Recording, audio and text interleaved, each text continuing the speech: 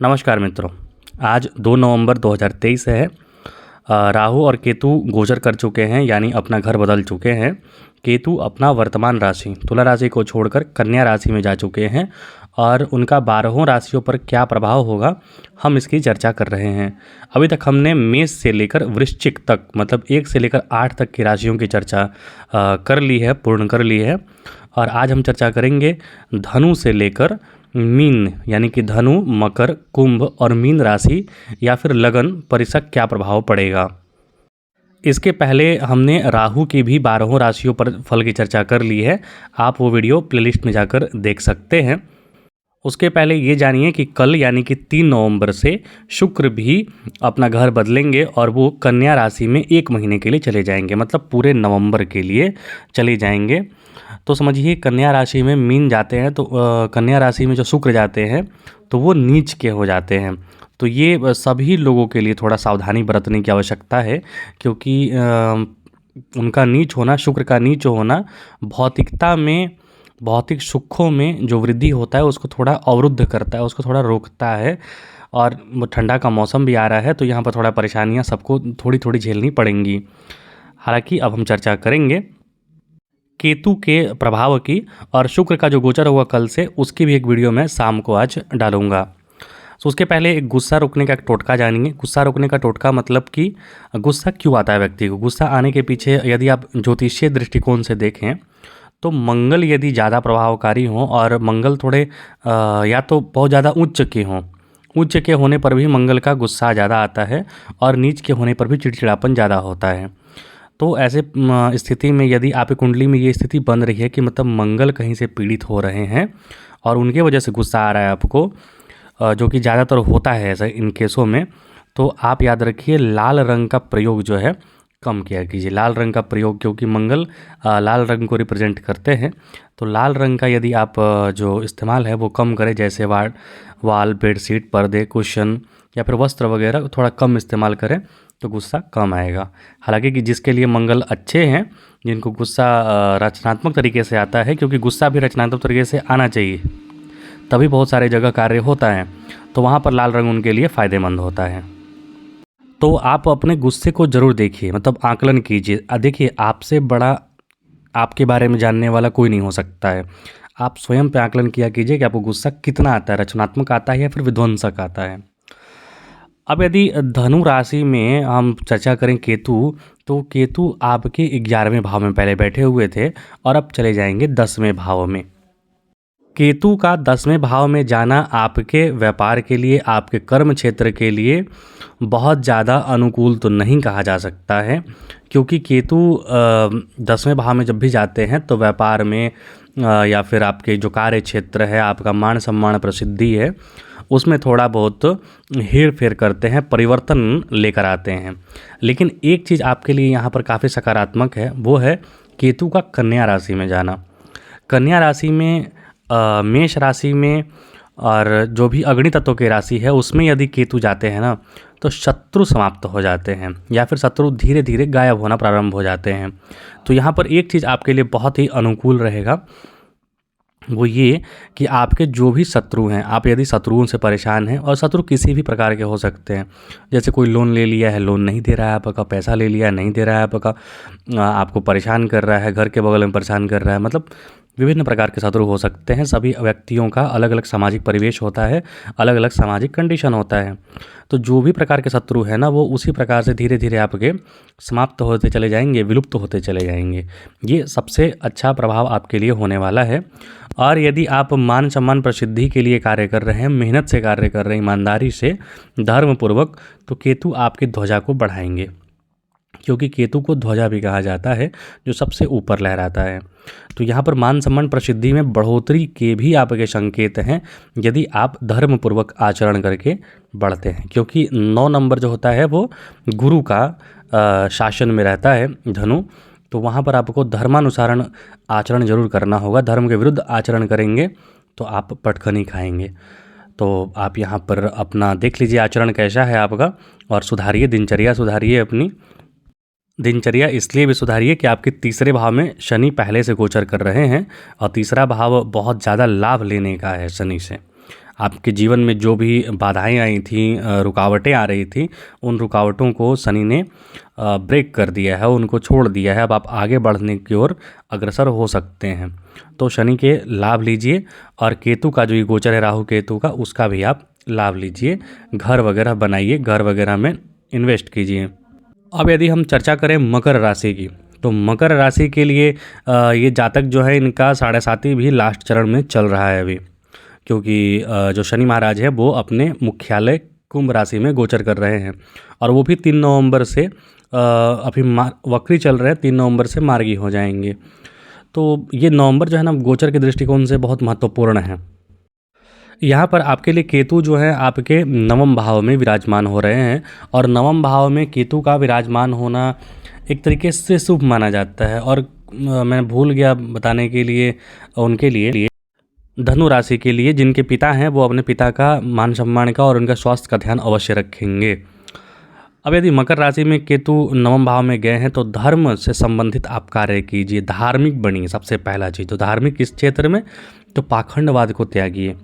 याद रखिए केतु का सिर नहीं है, मतलब वो आप क्या कर्म कर रहे हैं, कर्मकांड क्या कर रहे हैं, उससे उसको बहुत ज़्यादा मतलब नहीं होता है। हाँ, लेकिन आप धार्मिक आचरण कितना कर रहे हैं, आप जो कृत्य कर रहे हैं उसको अपने आचरण में कितना उतार रहे हैं। मतलब यदि धर्म कर रहे हैं तो आप कह रहे हैं कि स्त्रियों का सम्मान करना चाहिए, आप स्वयं जाके स्त्रियों का अपमान करते हैं कहीं ना कहीं किसी रूप में, तो फिर क्या आप आचरण में उतार रहे हैं? कुछ नहीं, आप सिर्फ धर्म में बातें कर रहे हैं।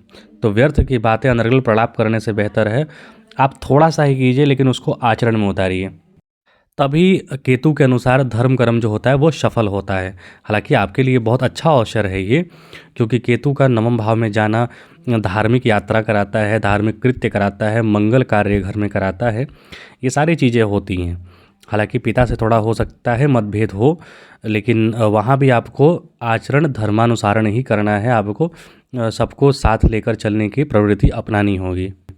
और नवम भाव से जब भी केतु का संबंध बनता है तो आपको कहीं ना कहीं इष्ट या फिर अपने मित्र या फिर अपने गुरु को अपना सलाहकार बनाना होता है, जिस पर आपकी पूर्ण भरोसा कर सकें।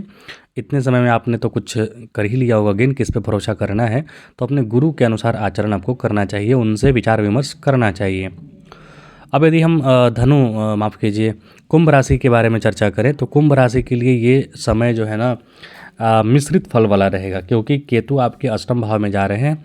केतु का अष्टम भाव में बहुत सारे जो ग्रंथ है उसमें गोचर जो है वो शुभ लिखा जाता है। शुभ इसलिए लिखा जाता है कि केतु अष्टम में जाते हैं तो अचानक से धन संपत्ति वगैरह जो है कहीं से जुगाड़ कराते हैं, अर्थात प्राप्त करवाते हैं। और अष्टम भाव इनहेरिटेंस का होता है, मतलब अचानक से धन संपत्ति नहीं होता कि कहीं से पैतृक संपत्ति प्राप्त हो जाए, कहीं से किसी का एफडी वगैरह प्राप्त हो जाए, सही से प्राप्त हो जाए, मतलब कोई देना चाहे घर में उसका प्राप्त हो जाए।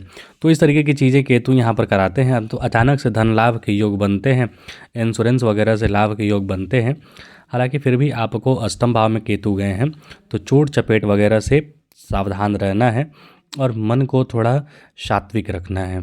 यहाँ पर देखिए जो कलयुग है इसमें सात्विक विचारधारा बहुत ज़रूरी है, क्योंकि कलयुग में एक चीज़ कहा गया था, भगवान विष्णु से नारद जी ने पूछा था कि इसमें जैसे त्रेता युग हो गया, द्वापर युग हो गया, तो उसमें जो आदमी मन में भी सोच लेता था पाप ना, उसका भी उसको पाप लग जाता था, पाप प्रभाव मिलता था। लेकिन कलयुग में क्या है कि यदि आप मन में कुछ गलत सोच रहे हैं लेकिन उसको ओरिजिनल में कर नहीं रहे हैं तो उसका पाप आपको नहीं लगेगा। लेकिन यदि मन में आपने धर्म का बात सोच लिया है ना, कि जैसे हम प्रयागराज घूमेंगे या फिर किसी की मदद कर देंगे, तो वो पुण्य जो है ना वो आपको प्राप्त हो जाता है। ऐसा होता है, क्योंकि मानसिक जो कार्य करते हैं ना हम, वो मानसिक कार्य का फल यहाँ पर कलयुग में मिल जाता है। तो अष्टम में केतु गए हैं तो आप मानसिक रूप से ही सही, अगर यदि आप थोड़ा कष्ट में हैं, क्योंकि आपका 7.5 भी चरम पे चल रहा है, तो 7.5 चरम पे चलना मतलब कि आपके लगन पे चलना मतलब कि बहुत सारे कार्य जो आप सोच सकते हैं वो आप कर नहीं पाएंगे, क्योंकि शनि थोड़ा विलंबित कर देते हैं। क्योंकि आपको सिखाना भी तो रहता है ना, जीवन में सब कुछ पैसा ये सब नहीं होता है, कुछ चीज़ें धैर्य से और बिना समय के नहीं होती हैं।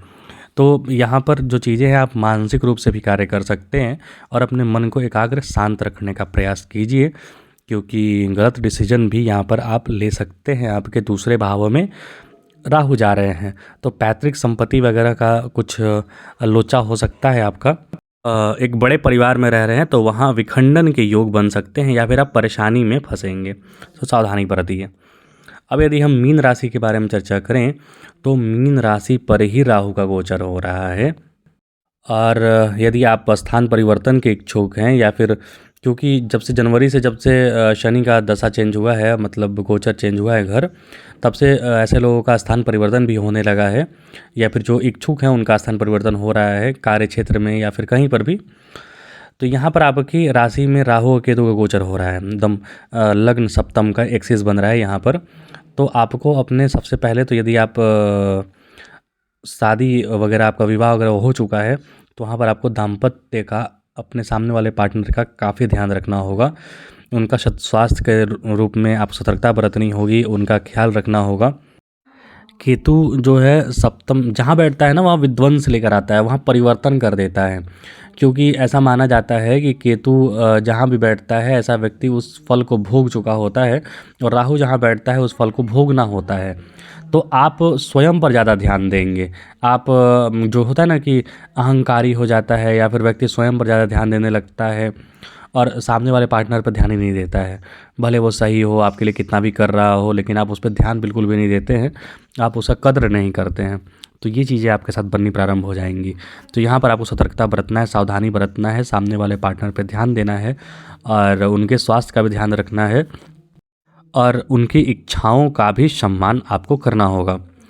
साथ ही साथ केतु यहाँ पर बैठे हैं तो आपके 11वें, आपके लगन और आपके तीसरे भाव को एक्टिवेट कर रहे हैं। तो मतलब इस अवधि में आपका संघर्ष जो है थोड़ा बढ़ेगा, लेकिन साहस, पराक्रम, शौर्य भी आपका बढ़ेगा और आप जो लाभ की इच्छा कर रहे हैं वो लाभ भी आपको प्राप्त होगा। सप्तम भाव जो होता है वो चतुर्थ से चतुर्थ होता है, तो केतु का यहाँ बैठना आपका भी एक बड़ा, मतलब जैसे होता है कि अपना एकदम परमानेंट सेटलमेंट हम कर रहे हैं, कहीं से स्थान परिवर्तन एकदम करना चाहते हैं और परमानेंट के लिए, तो वो यहाँ पर योग बन रहा है। कोई व्यापारिक यात्राओं का योग बन रहा है, लेकिन सबसे बड़ा योग है कि परमानेंट कहीं भी आप यात्रा या फिर सेटल हो सकते हैं। तो ये वीडियो काफ़ी लंबा हो गया और कुछ त्रुटि हो तो क्षमा कीजिएगा, कुछ पूछना हो तो कमेंट बॉक्स में लिख सकते हैं। देखने के लिए आपका बहुत बहुत धन्यवाद। जय हिंद, जय भारत।